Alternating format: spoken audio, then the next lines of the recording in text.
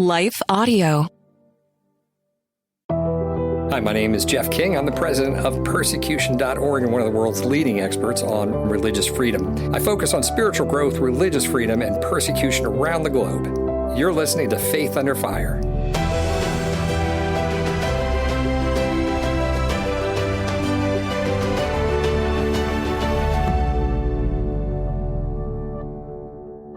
I'm Jeff King, the president of International Christian Concern, or persecution.org, and where we define, deepen, and defend your faith. Today, we have Lauren Green. Lauren is the chief religion correspondent for Fox News, and she runs the podcast Lighthouse Faith, has had just wonderful career, fascinating collection of guests on her podcast. I've been a guest on her show. I was so impressed. I thought, Lauren, we've got to get you on mine. So thank you for being here. It's my pleasure. This is so funny that being the opposite of what I'm normally doing on podcasts. So this is very interesting. So I feel like a guest now. Well, I am a guest now. But you are. What is he going to ask me kind of thing? I saw that. Yeah. I know when I asked you, you're like, wait a minute. I don't normally do this. So we're going to have a good time and deal with some deep stuff and interesting stuff and stuff you're very familiar with.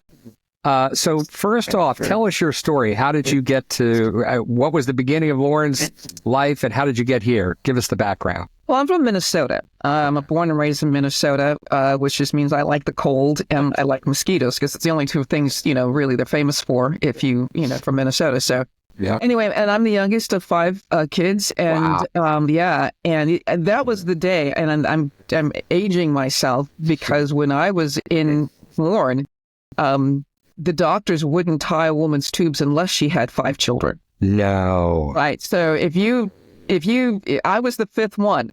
Wow. And my mom says, I am up. I'm done. I'm done.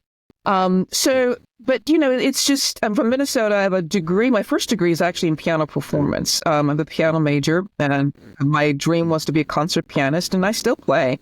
Actually released a CD a few years ago. Actually, good training, by the way, even for what you're doing right now. Well, absolutely. Music is such a great background. And in fact, when I started in journalism and I went to graduate school at Medill to get master's in journalism, it was a most frustrating thing for me because it was like I was trying to translate from one language to another.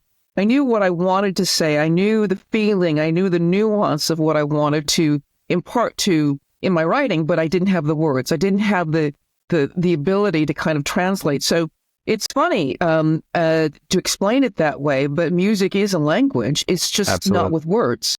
So it's been a real challenge, but there are some similarities in terms of rhythm in writing. Is it the right rhythm? Is it the right collection of words? Is it too wordy? Is it too less?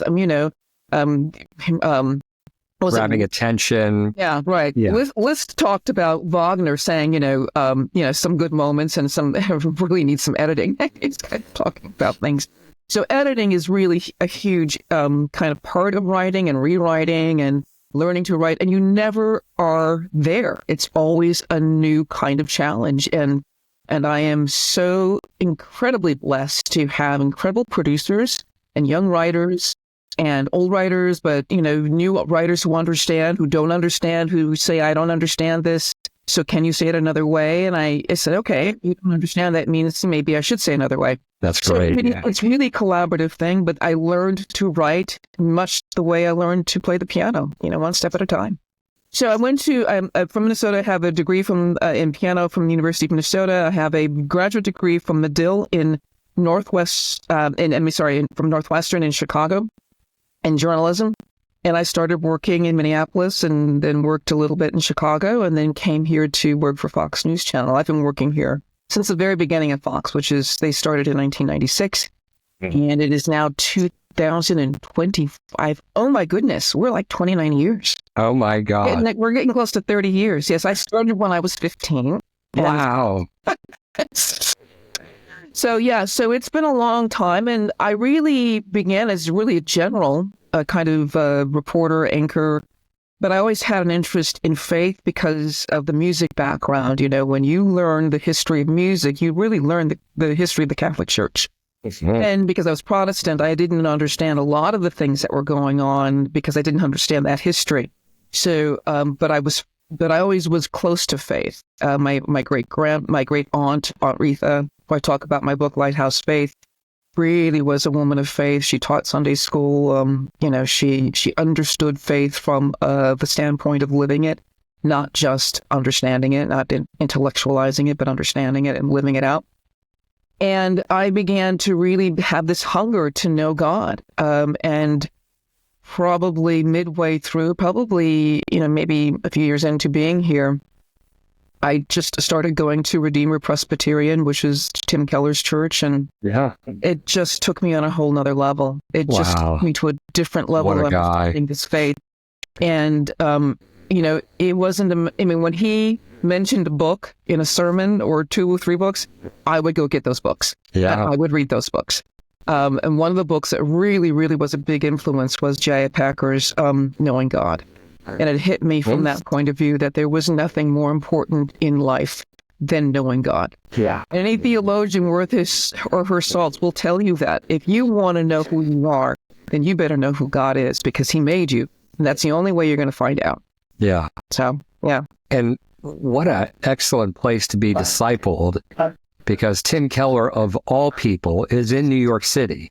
Yeah. So he is in the belly of the secular environment, and very tuned in, very bright, and constantly thinking.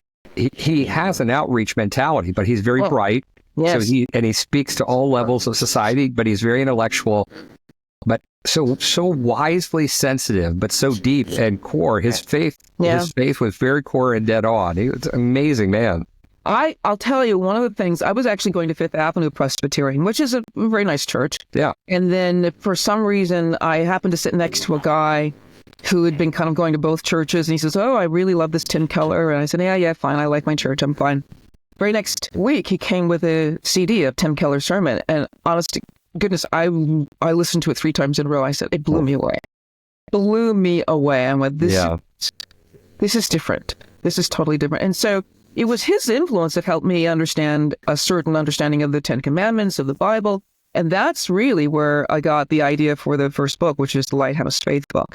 Yeah. That just really steeps you into this understanding of, if God is God and if God is sovereign, then there is this imprint of God in everything and everyone.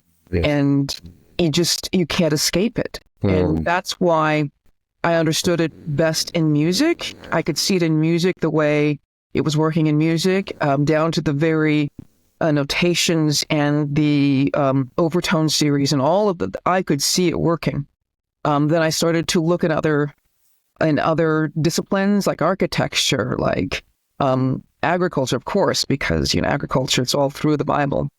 The seed and you growing the seed, but it's from a level that, and how we grow, and just, it was just incredibly impactful. And that's why I keep saying there's just nothing more important in life than knowing God. It's just nothing more important.